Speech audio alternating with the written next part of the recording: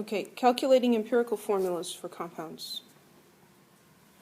Empirical means derived from or guided by experience or experiment. So an empirical formula is one that we figure out by experiment.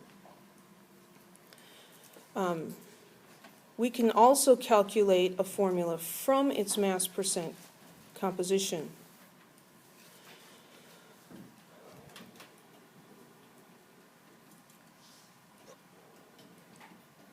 Did we talk about empirical formulas? I don't think we did. I think it's right here. Never mind. We have a couple of different kinds of formulas for compounds. Come on. So an empirical formula is going to give the smallest whole number ratio. It just gives us the lowest ratio. It does not necessarily tell us the number of atoms in a molecule. The molecular formula gives us the true description of what's in a molecule. The molecular formula is always a whole number multiple of the empirical formula. That whole number could be 1, or 2, or 3, or 17. But it's always going to be a whole number. So the empirical formula and the molecular formula can be the same, but they are not necessarily the same.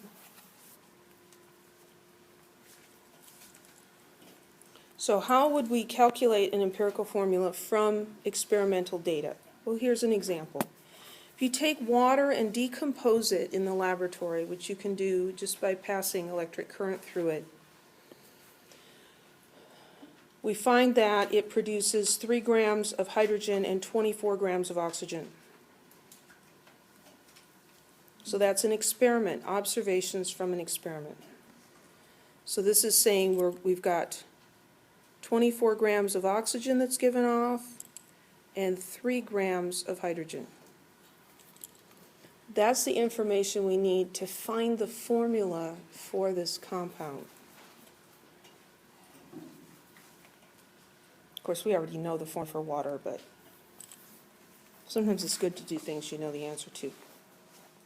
So here are the steps, and we'll go through them real quick. It's like learning a board game and reading the directions. It doesn't always make sense until you start playing the game. So you're going to start with the masses of each element. If you're given percentages, then assume that you have a 100-gram sample. Because if you have a 100-gram sample, the percentage is the same as the mass. If you have something that's 27% carbon, if it's a 100-gram sample, then it's 27 grams. So that's just another one of those, choose a convenient sample size. We'll start with masses. Convert the masses to moles. We learned how to do that today. We use the molar masses. Then, this is your book's method. I'm not a big fan of this step. Write down a pseudo formula using the moles of each element as subscripts. I usually skip that one. Divide all the subscripts. You divide all the moles that you get by the smallest number of moles. If the subscripts end up not being whole numbers, then you have to multiply by small whole numbers to arrive at whole number subscripts. That just doesn't, I know what it means, but it still sounds confusing when I read it. So let's do an example. A gaseous compound containing carbon and hydrogen was analyzed and found to consist of 83.65% carbon by mass. Determine the empirical formula. Okay, so let's think about this. What do we have here? There we go. We've got a compound containing carbon and hydrogen. We're trying to find the empirical formula. So we want to know what these subscripts are. Maybe we'll call them X and Y. That's the ratio of atoms, of carbon atoms and hydrogen atoms. So what we first have to do is we need the mass of carbon and the mass of hydrogen in this compound. Now we were given a percent of carbon. That's not a mass, is it? We need a mass. So what we'll do is we will just choose a 100-gram sample. Choose 100 grams because it makes things easy. So if we have a 100-gram sample, what's the mass of carbon in it? 83.65 grams, right? So there's the mass of carbon, 83.65 grams of carbon. What's the mass of the hydrogen? The rest of it. Well, we started with 100 grams, so 100 minus 83.65. Oh, I don't want to do that in my head today. 100 minus 83.65. 16.35. 16.35 grams of hydrogen. So there's our masses. We need to transfer this or convert this into something that gives us particles, not masses. And so we're going to find the number of moles. So we're going to convert, I don't know what it's doing. We're going to divide by grams of carbon and multiply by moles of carbon. How much does 1 mole of carbon weigh? 12.01 grams. Grams of carbon cancel out. We solve this. 83.65 divided by 12.01. Calculator says 6.965 moles. Do not round those off too much. So here we've got 4 significant figures. That's the very minimum. You can carry extras if you want to. Moles of carbon. And then we need to convert grams of hydrogen to moles of hydrogen. 1 mole of hydrogen is 1.008 grams of hydrogen. So 16.35 divided by 1.008. 16.22. Again, do not round it more than that. Moles of hydrogen. So when they're talking about making a pseudo formula, they're saying take those numbers and use them as subscripts. Carbon 6.965, hydrogen 16.22. That's not a good formula, is it? That's why they're calling it a pseudo formula. Those are not whole numbers. We need whole numbers. The way we get whole numbers from messy numbers is by finding ratios, by dividing.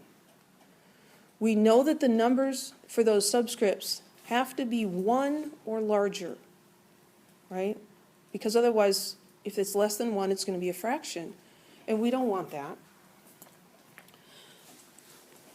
So the way you do this is you look at the number of moles that you came up with, and you pick the smallest one. Which is smaller, 6 or 16? 16 is bigger. Yeah, that was an attempt at a save. 6.965 is smaller. 6.965. So what we're going to do is we're going to divide both of these by the smallest. That means that one of these is going to end up being exactly 1, because anything divided by itself is 1. And the other one, 16.22 divided by 6.965. This one comes out to be 2.329.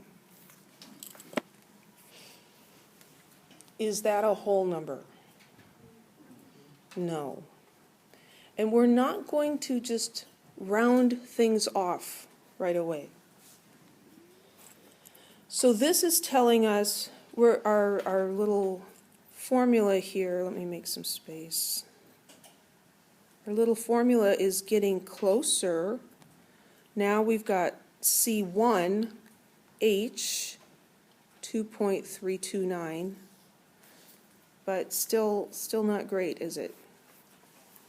We need to figure out what we can multiply 2.329 by to get a whole number. Now, if you're familiar with decimal equivalents for fractions, you know that 1/3 is 0.33. 3, repeating forever. So this 2.329, that's very close to 2.33, which is 2 1/3.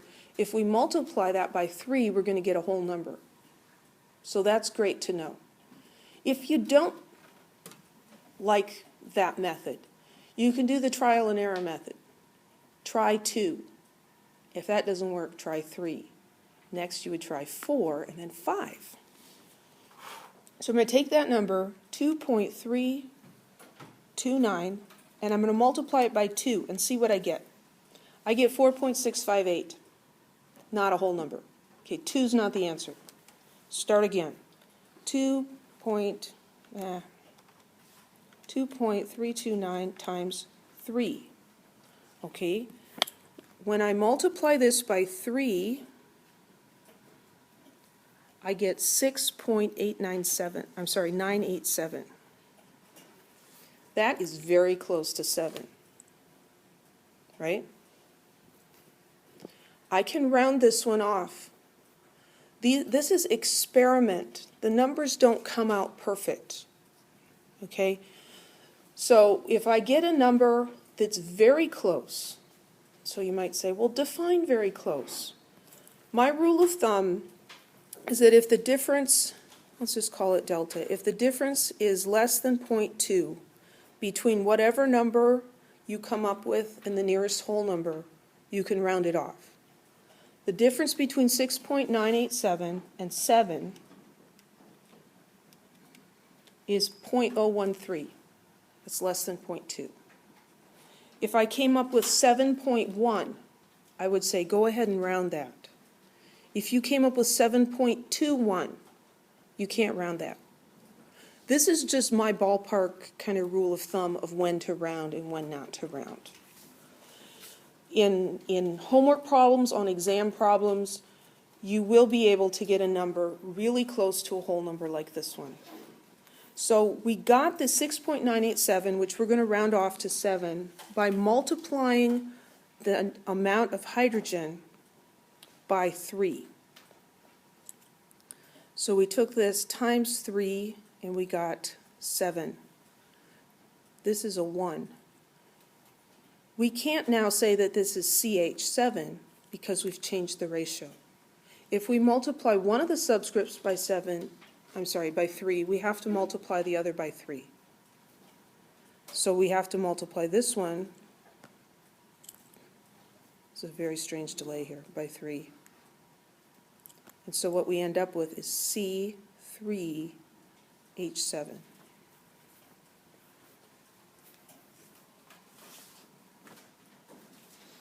Now just for grins, C3H7, take 7 divided by 3, and you get very close to this number, which was the ratio, right?